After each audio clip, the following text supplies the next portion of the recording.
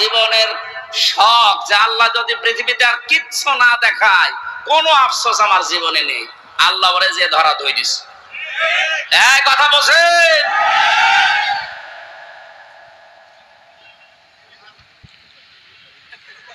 এই লোকটার সম্পর্ক আমি শুনেছি জেলখানায় থাকতে ওই ছোট হুজুরটা আমার সাথে ছিল, ওই যে রফিকুল ইসলাম মাদানি, 2 মাস ছিল। আমার বলছে হামজা ভাই আমারে প্রথমে রিমান্ডে নিয়ে রাত 12:30টার দিকে নিয়ে গেছে হাতির ঝিলে। ওরা উলঙ্গ করেছে আমারে, আমি তো এমনি ছোট মানুষ, আমার জিনিসপত্র ছোট, আসলে ছোট।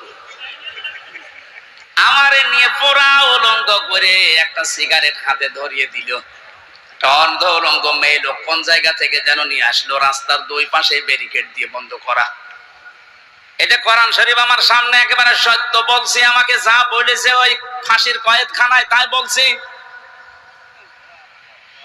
অর্ধ উলঙ্গ মেয়ে লোকটা আমার পাশে দাঁড় করিয়ে ছবি তুলছে আর বলছে এটা সকালে ছেড়ে দেব, দেশের মানুষ বুঝবে যে হুজুর কেমন। এত অসহায় লাগছিল ওই সময়, আমি তো এমনিতে ওদের সাইজে চাইতে একেবারেই ছোট, আর মেয়েটা আমার ওর কাঁধ পর্যন্ত আমি অর্ধ উলঙ্গ, কোথা থেকে যেন ভাড়া করে নিয়ে এসেছে। আমার হাতে সিগারেট দিয়ে যেটার গন্ধ শুকলে আমার বমি আসে, ওইটা ধরিয়ে নিজে 2 টান দিয়ে আমার কাছে দিয়ে বলছে এভাবে ধরে থাক, অস্ত্র তাক করা আছে, কিচ্ছু করার নেই। ছবি তুলছে, এটা ছেড়ে দেব সকালে।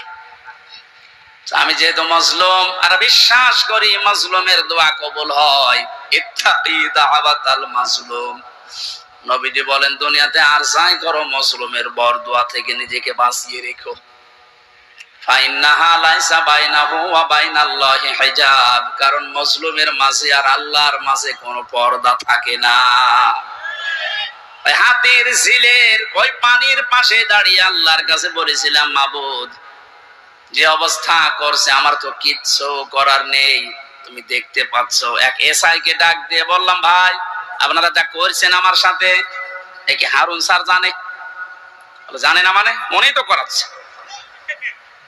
যেই বলেছে উনি করাচ্ছে, কারণ রিমান্ডে উনি তো মাঝে মাঝে এসে আমারে প্রশ্ন করতো, তখন কি ফেরেশতার মতো কথা বলতো, অথচ ভেতরে ভেতরে ওই এত খারাপ অবস্থা আমার করলো। আল্লাহ তুমি সব দেখেছো, আমারে যেভাবে ওরা অপমান করেছে ওকেও এইভাবে করুক। আমার মনে হয় আল্লাহ কারেন্টের মতো ওর দোয়া কবুল করেছে। দেখেছেন না ও এখন 3 ইঞ্চি, কয় ইঞ্চি? সারা দুনিয়া এখন জানে, ওর নাম অনেকে জানে না, কিন্তু ও যে 3 ইঞ্চি ও সবাই জানে, মহিলারা পর্যন্ত জানে যে 3 ইঞ্চি। ছোট হুজুরের দোয়াটা একেবারে মাজলুম যেহেতু আল্লাহ কবুল করে দুনিয়ায় দেখিয়েছে, পরবর্তী কি করবে সেটা আল্লাহ ভালো জানে। কে বুকে হাত বাঁধে, কে আমিন জোরে বলে, কে নবীকে দাঁড়িয়ে সালাম দেয়, কেউ বসে সালাম দেয়, ও সব বাদ। আল্লাহ একজন আছে, রাসূল একজন আছে, কোরআন আছে, কথা বিশ্বাস যারা করে তাদেরকে এক জায়গায় নিয়ে আসা লাগবে। ইহুদি খ্রিস্টান বৌদ্ধ মুশরিক যারা, ওরা কিন্তু এই ধোঁয়াগুলো তুলে আমাদের কাজ আলাদা আলাদা করে রেখেছে। এই জন্য 80 জন হওয়ার পরও 20 জনের সাথে পারছি না। এই কথা বলছেন? যেভাবে চলতেছে আশা করছি কোরআনের এই আয়াতটা বাস্তবে আল্লাহ আমাদেরকে দেখাবেন। আরাইতান নাসা ইয়াদখুলুনা ফি দীনিল্লাহি আফওয়াজা, দলে দলে পালে পালে যেভাবে মানুষ ইসলামে আজ দীক্ষিত আর আরম্ভ হয়েছে, আল্লাহ পাক যেন চর্ম চোখে দেখার তৌফিক দেন যে কোরআন দিয়ে 56,000 বর্গ মাইল চলছে।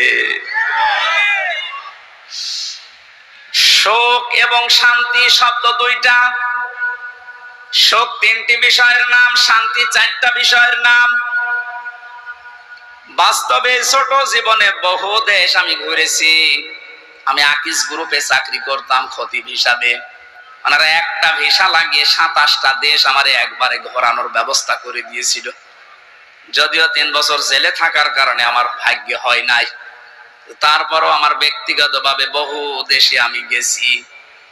সুখ শান্তি এটা কিনতে পাওয়া যায় না। আল্লাহ পাক সুখ এবং শান্তি নিজের পক্ষ থেকে দান করেন। এজন্য 53 বছর হয়ে গেল, সুখ শান্তি দুইটার একটাও আমরা এখনো পাইনি, অনুধাবনও করতে পারছি না। কারণ চলছিল এই 53 বছর মানুষের তৈরি করা নিয়ম নীতি দিয়ে। বাবা চালিয়েছিল, আমি দেখি নাই, ওই মুরব্বীরা দেখেছে, বাবারটা দেখে নাই। স্বামী চালিয়েছিল, ওনারা দেখেছে, আমি তো দেখি নাই, আমার 92 সালে জন্ম। চাচা চালিয়েছিল, বউ চালিয়েছে, ভাবিও চালিয়েছিল, সবগুলো আমরা দেখেছি। শুধু কোরআন দিয়ে দেশ চললে কেমন দেখা যায় আজও দেখিনি। দেখেছেন? এটা দেখেছেন? দেখেছেন? এটা দেখার দরকার না যে এটা দিয়ে চললে কেমন লাগে।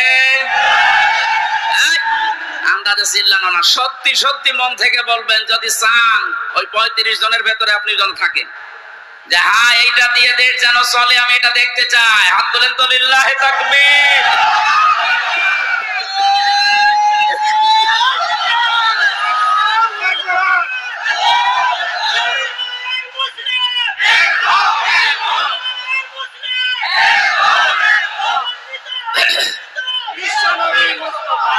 আলহামদুলিল্লাহ ভাই,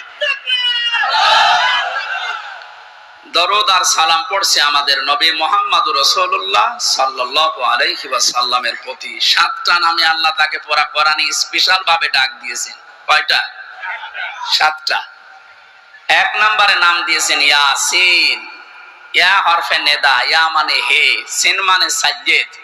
তাফসিরে কাবীর আল্লামা ফখরুদ্দিন রাজি রাহমাতুল্লাহ আলাইহি উনি ব্যাখ্যা করতে গিয়ে সিনের অর্থ দিয়েছেন 5টা। আমি গতানুগতিক কথা বলি না। যারা আছেন যদি হেদায়েতের নিয়তে কথা শোনেন, আমি আশা করছি কোরআন আপনাকে পথ দেখাবে।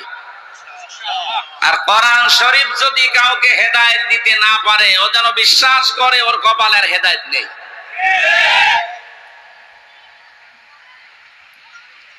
মানিত্তাবাআল হুদা বিগাইরিল কোরআন আদাল্লাহুল্লাহ। তিরমিজি শরীফের হাদিস।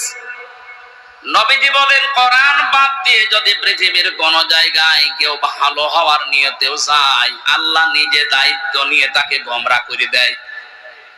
ও ঢাকাবাসী শব্দের দিকে খেয়াল করেন, হুজুর আছে আদাল্লাহুল্লাহ ভাবে ইফাল।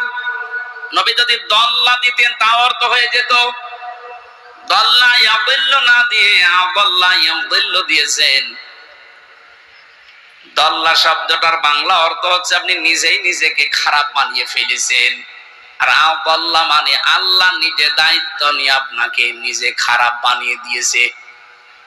এ কথাটার অর্থ কি? কোরআন যেখানে নেই ওই জায়গায় যদি কেউ ভালো হওয়ার নিয়তেও যায়, ওকে খারাপ বানাবে হামজা কে? বলেন বলেন। হেদায়েত দেওয়ার একচ্ছত্র মালিকানা কার? দুনিয়ার কারো হাতে আল্লাহ দিয়েছেন, এমনকি নবীর হাতেও দেন নাই। এজন্য নবী নিজের চাচা কেউ পারে নাই। হাদিস দ্বারা বোঝা যায় কোরআন যেখানে নেই ওই জায়গায় যদি আপনার নিয়ত ভালো থাকে, আল্লাহ কিন্তু আপনাকে ছাড়বে না। আপনি গেলেন কেন?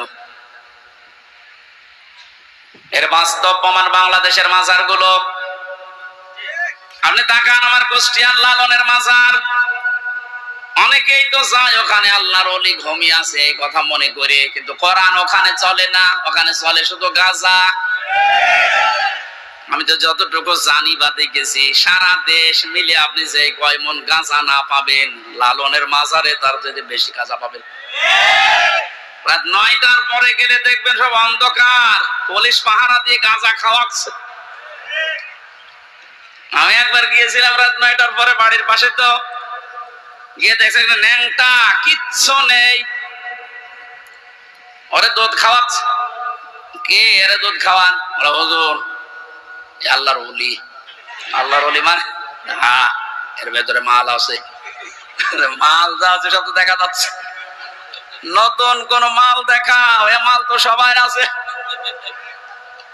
খালি বিচারপতি মানিকেরটা নেই, ওটা উড়ে গেছে। ওনাকে বলেছে যে আমার বিসি নিল কে, এখন বিসি খুঁজে পাচ্ছে না। ইসলামের যে ক্ষতি করেছে এই লোকটা, আলেমদের যে দুশমন ছিল, আল্লাহ আমার মনে হয় সরাসরি হাত দিয়ে দেখিয়েছে।